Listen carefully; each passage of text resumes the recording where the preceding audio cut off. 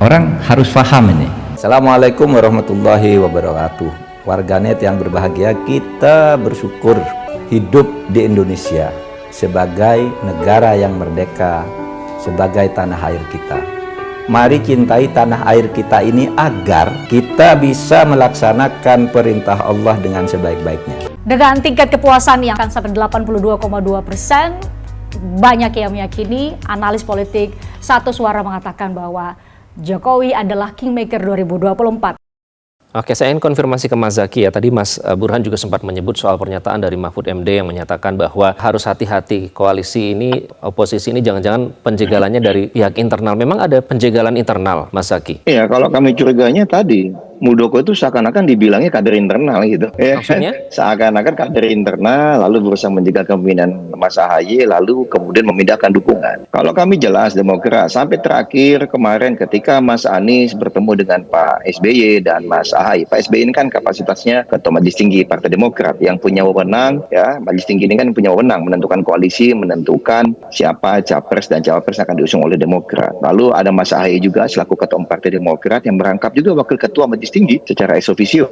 Itu dalam pertemuan itu jelas dan tegas kok. Pak SBY menegaskan ya kembali bahwa komitmen Demokrat, MTP sudah menyerahkan kepada Mas AHY selaku Wakil Ketua MTP untuk bisa melakukan upaya-upaya yang diperlukan untuk menggalang koalisi maupun juga menentukan siapa capres dan cawapres. Dan sesuai dengan usulan ya dan masukan dari Mas AHY selaku Wakil Ketua MTP, di MTP itu diputuskan kalau capresnya adalah Mas Anies. Nah, di pertemuan kemarin itu bukan lagi mengulang-ulang capres Mas Anies, tenang aja, nggak ada itu. Tapi lebih kepada bagaimana nih dalam waktu yang tersisa 9 bulan, kurang dari 9 bulan menuju 14 Februari, apa saja strategi pemenangan yang harus kita optimalkan. Bagaimana strategi pemenangan ini bisa kita mantapkan, bisa kita kuatkan. Lalu apa potensi-potensi ancaman. Lalu juga berdiskusi mengenai situasi politik nasional. Ada bicara mengenai terbuka tertutup misalnya, proposal terbuka tertutup. Lalu mengenai APK Muldoko ini. Lalu bagaimana pihak-pihak lain ya, ada upaya-upaya. Misalnya tadi bahasa cawe-cawe kekuasaan itu juga sempat dibahas. Lalu berbicara mengenai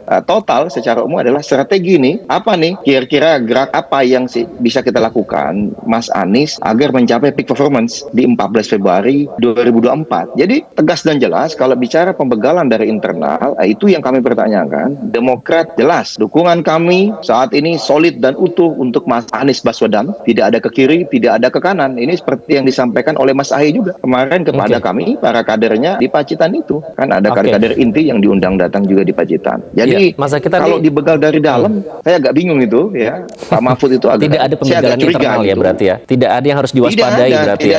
Yang ada eksternal oleh kepala staf pembegal partai. Gitu aja. Ya, Mas Zaky tadi sempat menyebut ya, istilahnya Pak Muldoko ini kok maju terus begitu. Nah, menurut Anda, Pak Muldoko ini seorang kepala staf kepresidenan RI, apa yang membuatnya begitu percaya diri sampai dengan tahap ini masih terus mengajukan PK? Inilah yang menjadi pertanyaan besar kami begitu. Secara logika hukum, rasional hukum ya, apapun itu sudah clear gitu. 16-0, sudah 16 kali beliau kalah ya di pengadilan berbagai tingkatan. Lalu mendadak masih berupaya tetap di PK. Ada apa ini pertanyaan kan? Kalau kami merasa melihatnya ya karena beliau di posisi KSPI. Dan kita kan tidak tahu ruang belakang. Kalau benar Pak Joko Widodo tidak pernah menegur beliau, ya sehingga beliau akan merasa percaya diri. Berarti perbuatan saya ini tidak salah. Berarti Presiden memberi restu. Boleh dong, namanya kita anak buah misalnya. Melakukan satu tindakan, mau dianggap tetangga salah, mau dianggap hukum salah, tapi pimpinan kita membiarkan. Kan itu kan seakan-akan sebagai suatu bentuk restu. Nah mungkin itu yang kita tanya ke Mas Burhan ya.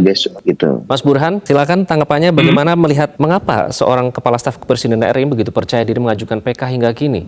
Saya tidak tahu substansi hukumnya ya, karena bagaimanapun saya bukan ahli hukum. Apa yang membuat Pak Muldoko dan jajarannya merasa punya bukti baru sehingga layak untuk menggagalkan keputusan 16 pengadilan yang sebelumnya memenangkan Mas AHY. Tapi lepas daripada itu, gitu ya, saya ingin kembali ke persoalan awal tadi. Statement Pak Mahfud itu mungkin ya, ini saya coba untuk menafsirkan. Anies dijegal itu konteksnya mungkin buat Pak Mahfud MD ada kegagalan dari 3 partai pendukung Anies untuk memutuskan siapa cawapres yang bisa disepakati bersama, sehingga kemudian memunculkan ketidakmampuan mereka untuk menjalin kesepakatan, sehingga salah satu di antaranya merasa dirugikan dan kemudian mundur dari kesepakatan untuk mengusung Anies Baswedan sebagai capres. Mungkin seperti itu, tetapi lagi-lagi saya sih merasa kalau melihat dari 3 partai yang selama ini solid mendukung Anies Baswedan, saya sih tidak merasa ada semacam ganjalan dari salah satu pihak, ya, baik itu PKS, Demokrat maupun Nasdem, untuk kemudian U-turn, masuk angin, balik arah, gagal untuk mencapreskan Anies. Nah, mungkin peluang yang sekarang muncul adalah jika Demokrat itu kalah di Mahkamah Agung dan Muldoko kemudian menjadi ketua umum, dan kalau misalnya Pak Muldoko menjadi ketua umum, sudah pasti ya Demokrat akan tarik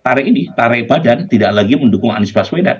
Itu yang paling jelas gitu ya, implikasi kalau misalnya Pak Muldoko menang di Mahkamah Agung. Nah, kalau misalnya dikaitkan dengan internal tadi, memang betul saya melihat kompleksitas masalah di internal koalisi perubahan memang lebih kompleks dalam memutuskan siapa cawapres yang mereka usung. Mas Burhan, tadi saya tertarik dengan lagi-lagi kita harus menyebut istilah cawe-cawe ini ya, karena kemarin ada statement dari Denny Indrayana yang menyebut bahwa pernyataan bahwa pemerintah itu tidak cawe-cawe, termasuk di dalamnya soal perebutan Partai Demokrat ini. Nah, kalau tidak cawe-cawe, ini apakah mungkin ini masih terus berjalan meskipun sudah 16 kali ditolak begitu istilahnya? Begini ya, ini kan melibatkan 2 cabang kekuasaan. Satu adalah eksekutif, kita tahu ada ketua KSP di situ. Yang satu adalah yudikatif. Jadi kalau misalnya ada cawe-cawe, berarti melibatkan perselingkuhan 2 oknum cabang kekuasaan sekaligus. Karena kalau misalnya cawe-cawe hanya melibatkan cabang kekuasaan eksekutif, tapi ditolak oleh Mahkamah Agung, berarti kan tetap Demokrat berada di bawah kepemimpinan Mas AHY.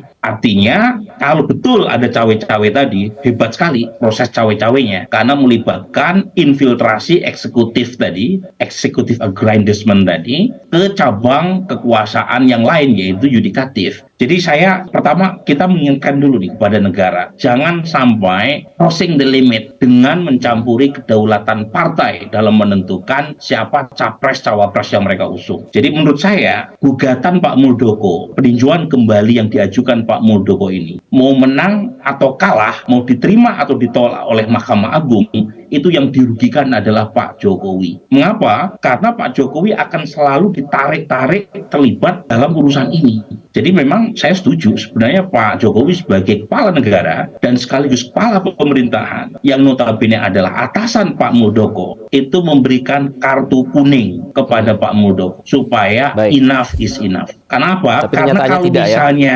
gagal sekalipun, Pak Jokowi juga akan dituding terlibat dalam proses pembegalan ini. Apalagi kalau berhasil tidak terjadi diterima oleh Mahkamah Agung. Mas Zaki, tadi saya mengutip sedikit statement pernyataan dari Mas Burhan yang menyatakan soal cawapres. Nah, apakah ini ada hubungannya dengan kesepakatan soal cawapres itu? Apakah terkait dengan dinamika penentuan cawapres di dalam koalisi? Kalau kami lihat dinamikanya sangat positif gitu. Masih belum ada tanda-tanda katakanlah yang diharapkan oleh pihak-pihak lawan ya. Kita akan tercerai-berai atau retak atau apa. Kami ini sangat solid ya. Karena yang kemarin misalnya Mas Anies datang jauh-jauh ke Pacitan hanya ingin ketemu Pak SBY, ingin diskusi gitu ya. Sebelumnya beliau sempat ketemu juga dengan ketua umum Nasdem ya, lalu rencanakan ketemu ketua umum PKS gitu. Nah, intinya kan sangat-sangat positif gitu. Apalagi pada saat di Pacitan makan siang bareng, santai sekali. Saya hadir ikut makan siang bareng ya dengan Mas Anies, dengan Mas AHY, dengan beberapa tim 8 itu, dan diskusinya sangat cair gitu, sangat cair, progresif juga. Keliling ke museum 1,5 jam, Mas Anies mencermati betul bagaimana perjalanan Pak SBY ketika berjuang untuk menjadi presiden maupun ketika menjadi presiden,